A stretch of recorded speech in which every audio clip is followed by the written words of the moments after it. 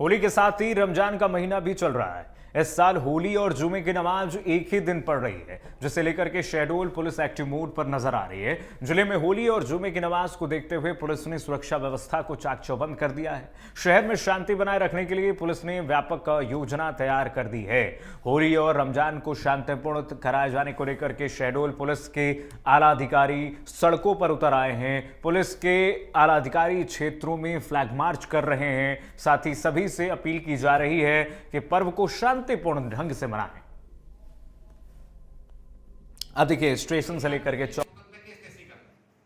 13 मार्च को होलिका दहन और 14 तारीख को होली के त्यौहार को देखते हुए शहडोल जिले में सभी थाना क्षेत्रों में समुचित रूप से सुरक्षा व्यवस्था सुनिश्चित की जा रही है। इसके लिए सभी थाना क्षेत्रों में शांति समिति की बैठकें हो चुकी हैं।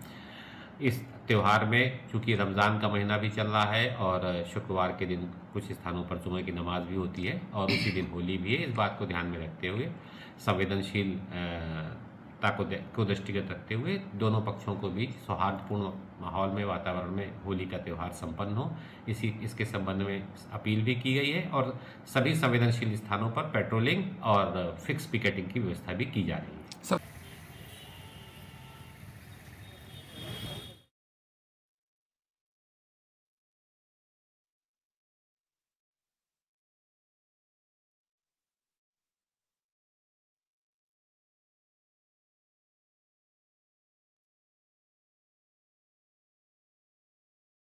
है इस वक्त प्रदेशवासियों से, मध्य प्रदेश और छत्तीसगढ़ के लोगों से कि बहुत ही भाईचारे के साथ, शांति के साथ और सौहार्दपूर्ण तरीके से होली का पर्व मनाइए, खूब धूमधाम से मनाइए।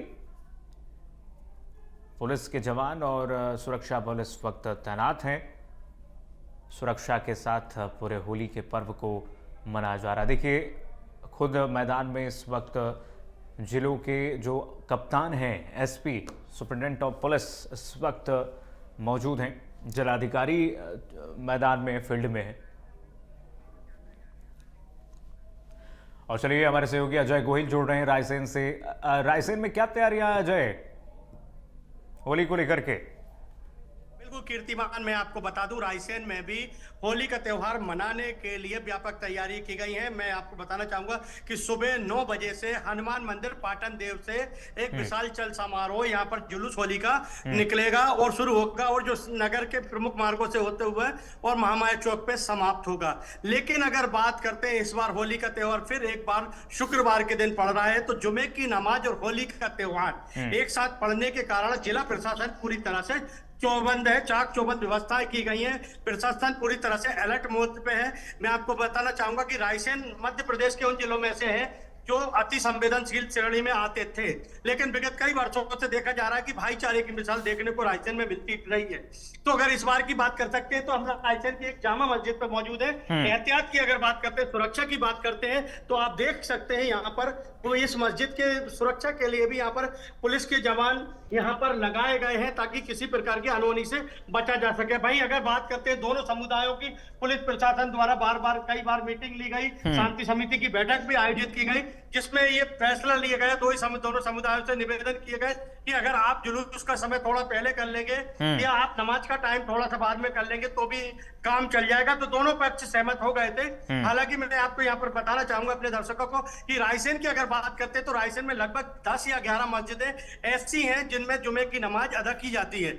लेकिन अगर बात करते हैं कि सुबह दोपहर 12:30 बजे से इन मस्जिदों में नमाज शुरू होती है, 10 और 11 मस्जिदों की बात कर रहा हूं, तो लगभग 2:30 और 2:45 बजे तक सारी मस्जिदों में नमाज खत्म हो जाती है। लेकिन अगर होली के जुलूस की बात कर ली जाती है तो होली का जुलूस जो निकलता है वो सुबह 9 बजे से शुरू होते होते लगभग 1:30 से 2 बजे के बीच में जो होली का जुलूस भी समाप्त हो जाता है। तो लगभग 1 से 1.5 घंटे का जो टाइम रहेगा वो पीक टाइम रहेगा। लेकिन अगर पुलिस प्रशासन की बात करते हैं तो रायसेन के कलेक्टर खुद, अगर जिले के मुखिया की बात करते हैं तो रायसेन के जिले के मुखिया अरुण कुमार विश्वकर्मा खुद इस पे नजर रखे हुए। पुलिस अधीक्षक पंकज कुमार पांडे खुद बार मीटिंग ले रहे हैं। अतिरिक्त पुलिस अधीक्षक जो है कमलेश कुमार खरकुचे वो खुद राउंड ले रहे हैं। और मैं आपको बताना चाहूंगा कि लगभग पुलिस के 80 जवान इसमें किसी भी अनहोनी से निपटने के लिए तैयार है। वहीं अगर वन विभाग की बात करते हैं तो वन विभाग से भी करीबन लगभग 10 से 15 उनको कर्मचारी मिले हुए हैं। वहीं अगर कोटवारों की बात करते हैं तो जिन्हें कोटवारों को भी पुलिस जैसी भर्ती दी गई है तो लगभग 30 कोटवार भी इस ड्यूटी में बखूबी अंजाम देंगे कि शांतिपूर्ण ढंग से जो होली का जुलूस है वो भी निकल जाए और मस्जिद जुमे की नमाजें वो भी अदा हो जाए। इसके बाद अगर वन विभाग की बात करते हैं तो वन विभाग के कर्मचारियों को भी लिया गया और रायसेन में 30 शांति समिति के जो सदस्य हैं, नगर सुरक्षा समिति के सदस्य हैं, वो भी इस समय बखूबी अंजाम देते नजर आएंगे। तो लगभग कह सकते हैं कीर्तिमान के लगभग 180 से 200 पुलिस के जवान हो, वन विभाग के हो, कोटवार हो और नगर सुरक्षा समिति के सदस्य किसी भी अनहोनी से निपटने के लिए तैयार रहेंगे। वहीं एसडीओपी प्रतिभा शर्मा हो, चाहे एडिशनल एसपी कमलेश कुमार खड़को से है, वो यहाँ पर के लिए फुल अलर्ट मोड पे है। एसपी खुद पंकज पांडे खुद नजर रखे हुए देख सकते हैं आप। ये पुलिस के जवान हैं जो यहाँ पर तेज धूप में भी ड्यूटी को अंजाम दे रहे हैं, अपनी ड्यूटी को बखूबी अंजाम दे रहे हैं कि किसी भी प्रकार की अनहोनी से निपटा जा सके। ये रायसेन की जामा मस्जिद कहलाई जाती है और ये वो रूट है।